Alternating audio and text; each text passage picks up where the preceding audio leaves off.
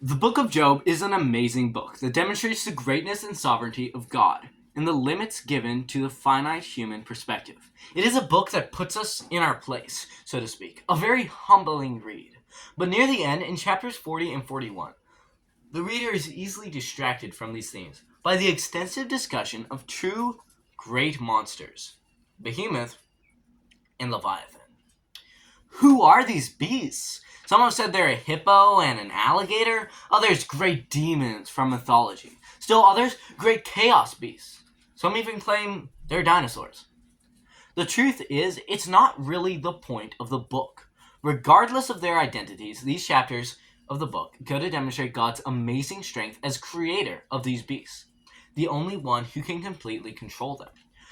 But while I concede it's not really the intention of the author for us to be dwelling so much on these guys, it's still very interesting and worth a good deep dive. So let's get into it. A careful reading reveals that Behemoth appears to be good. He is chief of the ways of God. The wild animals play near him. He lies down and enjoys God's creation. He is powerful, but he is also calm and peaceful. He is compared to a bull, a holy, great animal. The raging rivers do not cause him to fear. He is portrayed as great and mighty, but peaceful and good. In contrast, Leviathan is the king of the children of the proud. Leviathan is powerful as well, but he is terrifying. He is presented as proud and evil. He is chaotic and is portrayed as stirring up people and wreaking havoc. What do they have in common? They're both God's great and mighty creations, and they can both be controlled by God. Symbolically, they demonstrate two sides of God's creation: an amazing, good, peaceful side, and a wild, evil, and chaotic side.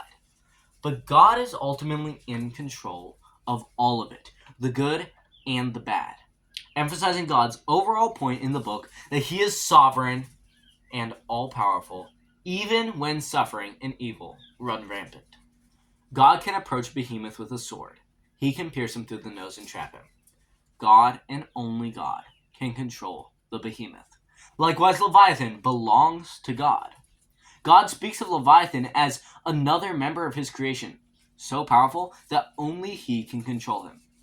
Now, if anyone tries to argue, and I've heard this, that God cannot control Leviathan, and that is the point of the passage, that Leviathan causes sin, and God is doing his best to stop him, then show them Job's direct response to the Leviathan monologue.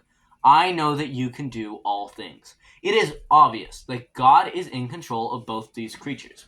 He created them, and but only he, can overpower them. That is the important part. If you understand that, you understand what these chapters are ultimately trying to tell you. However, this video would not be complete if I did not explain who I think they are. They are brought into the narrative to demonstrate God's sovereignty over the world, how he ultimately created and controls the good and the bad. But I do not believe they are imaginary examples brought up to demonstrate this, any more than God's description of the different animals earlier in the book is an imaginary example to demonstrate his intimate knowledge of the universe. I think Behemoth and Leviathan are both very real. Now, people will try to equate them with physical beasts. I don't think this floats. As James says in his epistle, every type of beast, and of birds and serpents and of things of the sea, is tamed and has been tamed by all of mankind.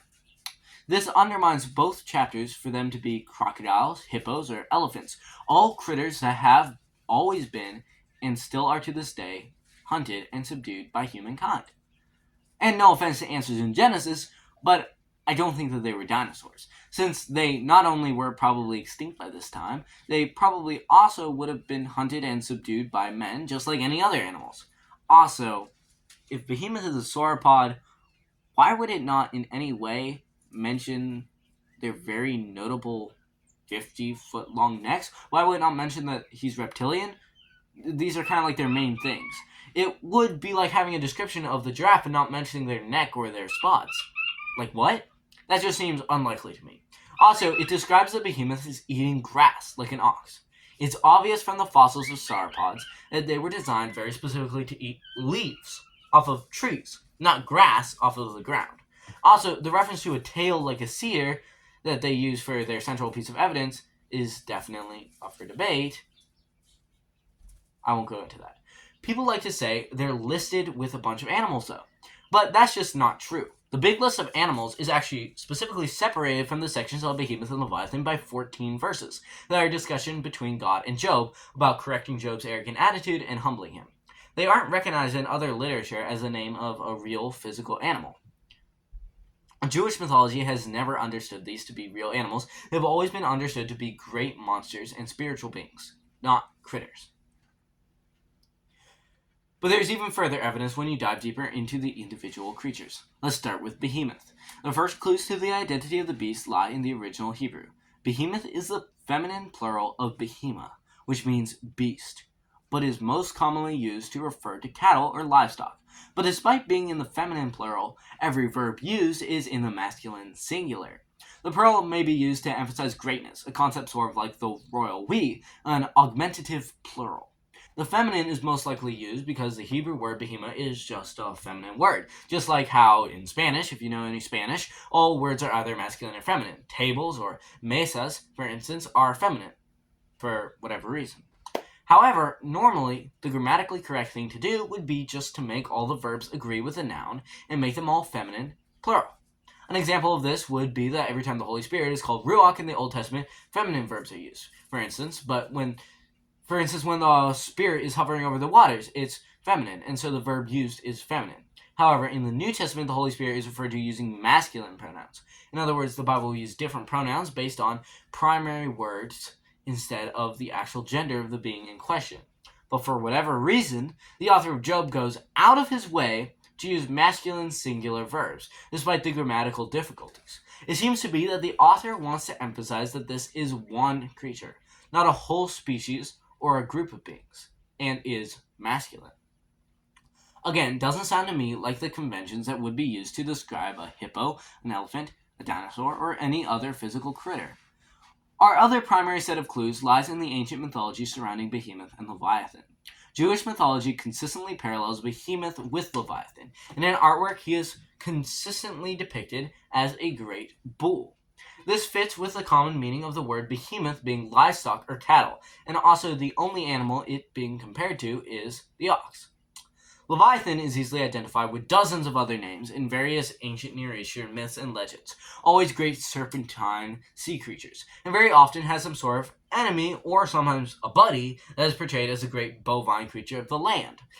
One such example is a Ugaritic text which describes smiting the crooked serpent, the serpent with 7 heads, along with God's calf, a teak. There are dozens of other times when this archetype of a land beast cow creature is set in parallel with the dark sea serpent creature. So we see the sort of character that Behemoth is. He is a generally benevolent, bovine, cosmic beast. But we still don't really know who he is. Lots of people like to connect him to known biblical characters. I've heard it proposed that Leviathan is Satan and Behemoth is Jesus.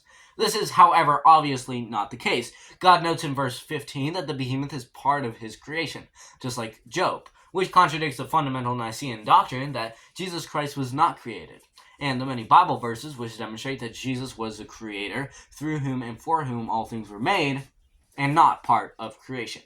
He cannot be with any certainty identified with any other being, the closest being the cherubim, which are also benevolent bull creatures. Unfortunately, though, the real answer to the question, who is Behemoth, is Behemoth. Behemoth is Behemoth. We can see him in more detail in light of other biblical and mythological sources, and we can see the purpose of bringing him up here. But beyond that, there is no positive identification with a known biblical character, or a known animal, or anything. He's just Behemoth. To me, Leviathan is a bit more obvious. In Isaiah 27, Leviathan is described as a gliding serpent, and is epically defeated by God. In Psalm 74, he is described as an evil multi-headed serpent whom God kills. Both of these stories are reminiscent of the defeat of Satan, the 7-headed serpent, in Revelation 12. In general, in keeping with the traditional liturgical ways of interpretations, we can see parallels between almost every serpent mentioned in the Bible, and they all relate in some way to Satan, much like every mention of water is in some way deeply connected with the sacrament of baptism. In Job 3:8, yet more evidence is put forth that Leviathan is an evil and demonic creature. Let them curse it that curse the day. who are ready to raise up Leviathan. When speaking about curses, he references raising up Leviathan, as if he is someone summoned to do a curse. I do not think it is a stretch to identify this great, evil, multi-headed, serpentine creature with the snake in the garden and the seven-headed dragon of Revelation, who is explicitly identified as Satan in chapter 12. This would explain his identification as not just a proud and evil monster, but as the king of the proud. The creature that is so powerful and destructive can easily be identified with evil, crooked Satan. It fits very well. We have already sort of gone through the other sources for these creatures, but Leviathan is an old archetype with connections all over mythology. Yam, Rahab, the Hydra, they're all connected to this idea of a great evil serpent. A notion that the Bible, literally or figuratively, ties up with the devil himself. The one solid objection to this take is Psalm 104, where Leviathan is described as a wholesome fellow, created by God to be a sort of divine pet, splashing happily in the water. So is this great and wide sea, wherein are things creeping innumerable, both small and great beasts. There go the ships. There is that Leviathan, whom thou hast made to play therein. But this concern is easily dismissed. For one thing, it is certainly possible, in this case, that Leviathan is being used to describe just great sea monsters in general, just as Behemoth has come to mean big beast in our modern jargon. Or else the word play could be less literal and just mean moving and darting about, as one hardly imagines sea monsters actually doing like a game of soccer or something. On the other hand, it could be translated to play with him. In other words, God is playing with Leviathan, which could refer to God's control and use of him more than him actually having a whole bunch of fun cuddling him. Not to mention, most traditional Christians believe that Satan was once a good guy. In other words, this hardly negates my proposed theory. So that is really the extent of what I believe we can uncover about these two beasts. This is in response to a question I got in a Q&A, and I felt like it deserves a much more extensive answer than I gave then, so I hope this is enlightening.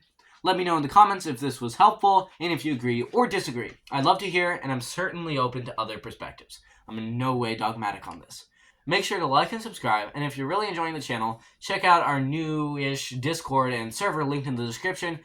Thanks for tuning in, God bless, and see you next time.